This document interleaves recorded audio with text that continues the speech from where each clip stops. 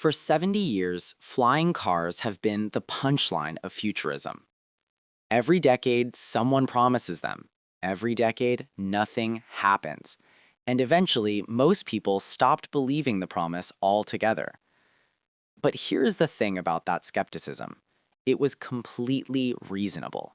Until now.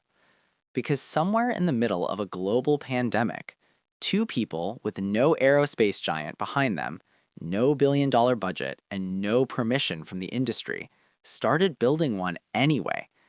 And what they created might be the most serious flying car the world has ever seen.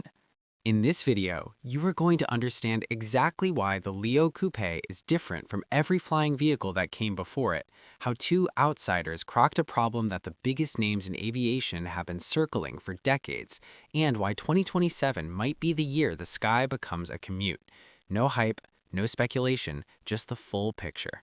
But before we get to the car itself, there is one detail about how this thing actually flies that sounds completely impossible the first time you hear it. We will get to that, and when we do, it is going to reframe everything you thought you knew about electric vehicles. First, let us talk about why every flying car before this one failed. Here is the real reason flying cars never arrived. It was never about technology. It was about the wrong people trying to solve the wrong problem. Traditional aerospace companies think in runways, hangars, and air traffic control towers. They build vehicles that require licenses most people will never get, infrastructure most cities will never build, and price tags most humans will never see.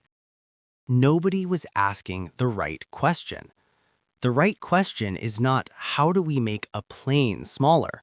The right question is, how do we make a car that flies?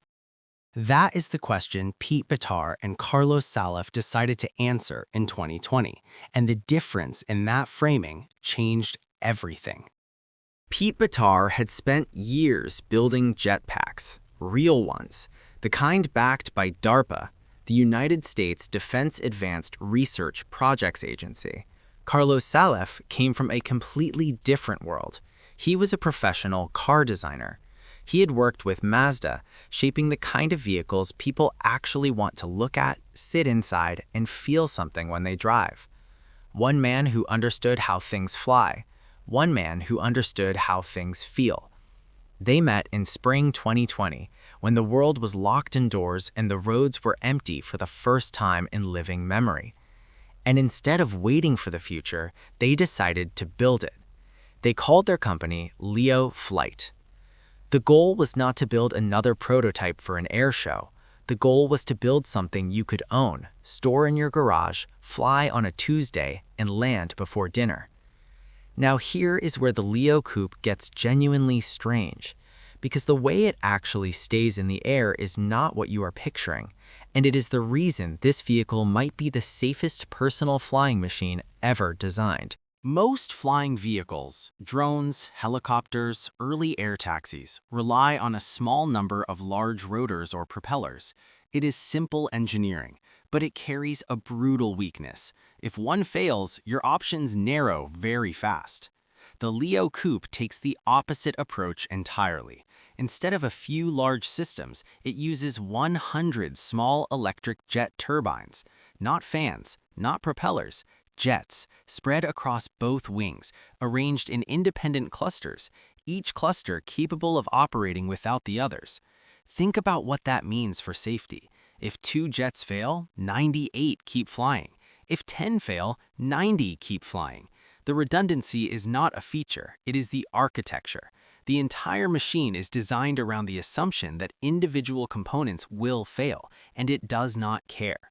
This is the same logic that makes modern commercial aviation so statistically safe, layers upon layers of backup. The Leo Coupe has built that logic into a vehicle the size of a large SUV, and all of it is powered entirely by electricity. No combustion, no fuel, no emissions. Charges at home, charges at a standard EV fast charger, fits in a 2-car garage. Here is what it actually does. Top speed, 250 miles per hour. To put that in perspective, that is faster than most private planes. Cruising speed sits around 200. Range is approximately 250 miles per charge. Flight time is over 1 hour. It seats 3 people. It opens with gull-wing doors. The pilot seat is designed to feel like it is floating because the sensory experience of flying this machine was engineered deliberately, not as an afterthought. And it takes off vertically. No runway, no taxiing. Straight up, like a thought leaving your head. Now, let us address the question you have been holding since the first minute. What happens if something goes seriously wrong at altitude? The Leo Coupe has an answer for every scenario they could imagine. Auto-stabilization runs constantly, making micro-corrections you will never notice. If the system detects an unrecoverable situation, it initiates an emergency glide mode automatically. There is a full ballistic parachute system, meaning the entire vehicle with all 3 passengers inside can be lowered safely to the ground. There are emergency airbags. There is even a water landing capability built in. This is not a list of features. This is an engineering philosophy. The philosophy is, assume the worst, build past it. Here is the part that separates Leo Coupe from every other flying car announcement you have scrolled past.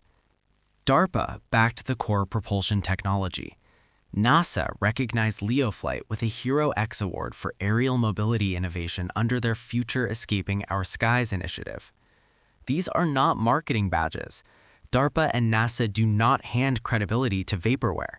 They evaluate engineering. They stress test concepts. They look at whether something is actually going to work. When 2 government agencies focused on the future of civilization say this team is doing something real, that is the signal that deserves your attention.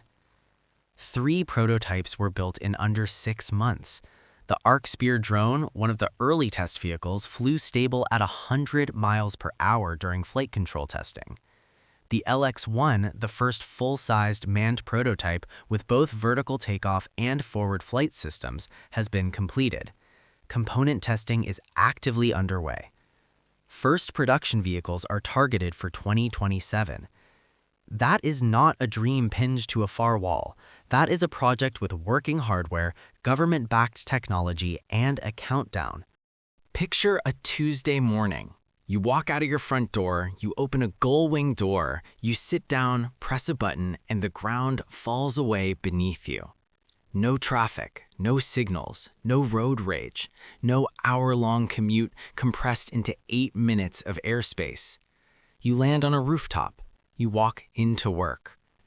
That morning is closer than it has ever been, and it was built by 2 people who simply refused to wait.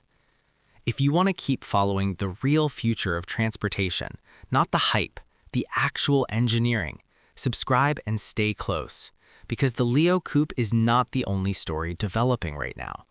The race for the sky is just getting started.